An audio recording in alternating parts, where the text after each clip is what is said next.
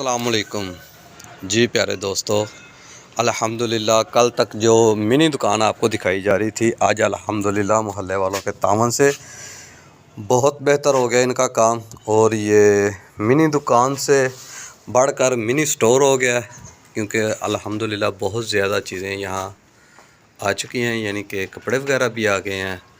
और वो चीज़ें जो कल तक आपको यहाँ नज़र नहीं आ रही थी, वो भी काफ़ी ज़्यादा हैं अल्हम्दुलिल्लाह। ये यूँ समझ लें कि एक वीक में इन लोगों ने अगर 10 या 20 हज़ार से काम शुरू किया था, तो आज अल्हम्दुलिल्लाह इस स्टोर में ग़ालिबन 50 हज़ार रुपये का जो सामान है वो मौजूद है।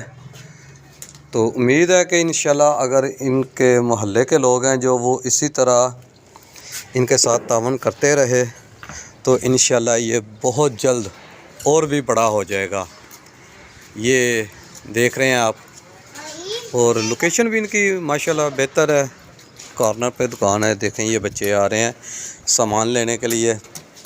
अभी माशाल्लाह सुबह सुबह का टाइम है, तो इसी तरह पूरा दिन यहाँ रश लगा रहता है। ये बहुत प्यारा सिस्टम इन लोगों ने शुरू किया है। ओके, अल्लाह हाफिज़, फ़ी अमानिल्लाह।